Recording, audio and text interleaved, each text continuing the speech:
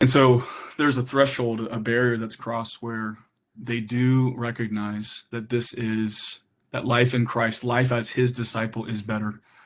And the fruit of this I see is ultimately when there's a step taken to gospel proclamation. And so I don't mean as this occasional evangelism, and it doesn't mean that evangelism starts after someone has just like this excitement. Like you can't share the gospel until you fully have have full confidence in the gospel, but really that there's a difference in occasional evangelism, maybe programmed evangelism that someone steps into, and actually the fruit of someone's confidence in the gospel leading them to say, my life, no matter where the Lord places me, I'm calling others to follow Jesus alongside me. And I'm actually going to give them gospel clarity. So someone who's ongoing and giving someone gospel clarity, that's seen the Great Commission and said, this has to change something in my life where I'm calling someone to follow Jesus alongside me. We would say they are a gospel proclaimer. And that's kind of this third piece of mission. And so I'll keep moving. And as that's going, we see that within a family, they're no longer just belonging. They're no longer uh, just having a part to play, but actually their ownership has led to them being a model of what it means to be a display and a proclaimer of the gospel, where they say, I'm displaying and proclaiming the gospel within my family and wherever the Lord sends me. And so their ownership has almost, in a sense, graduated to their part to play is as a model of what it means to be a disciple of Jesus, where they're calling others to follow Jesus and they're giving gospel clarity. And so the last part of the mission piece is what I would say is gospel fluency. So maybe a picture or a metaphor that might help is the student. Maybe you took Spanish in high school or Spanish in college, and someone might have a few words here and there that they're able to say in Spanish, or maybe they even get to Spanish too, and they're pretty confident that they've got some verbs down, but they don't know the tense to use, and they don't know how to actually form a sentence correctly.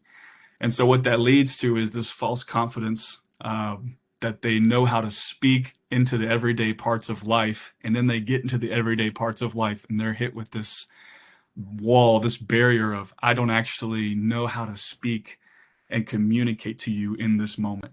And so we do that with languages, and to think in linguistic terms, we do that with the good news of who Jesus is, that we might go into places to minister, and in desiring to call people to follow Jesus, they're in a place in their life where they may not hear that gospel as actual good news. And so, one way to simply put this is the work of contextualization. But another way you could say this is to have gospel fluency, to be fluent in the gospel, where I would define that as saying, so a gospel fluent person is someone who says, I am leading others to trust and follow Jesus in all of life, and I'm giving gospel confidence. And so the ability to give the aha moment is one thing, but for someone to be met with, hey, the gospel is good news for your same-sex attraction. The gospel is good news for the fact that you have lost all your family members because you have started following Jesus. The gospel is good news to your desire to make it in the big corporate scheme, like your poverty or your wealth. Like, the gospel is good news in this way, that because Jesus is making all things new, your chronic illness does not have to define what it means to be made whole, that he's going to make you new in eternity.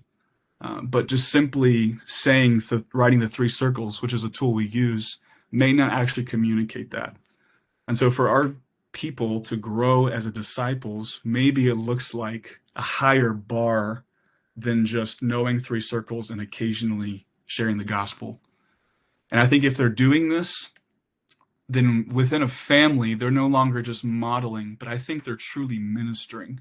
I think this is what the work of ministry as disciples of Jesus who make disciples of Jesus, I think this is what it looks like. And so I would say that if someone's ministering within their family, if they are a minister, then they're caring for souls as they're leading people to trust and follow Jesus in all of life.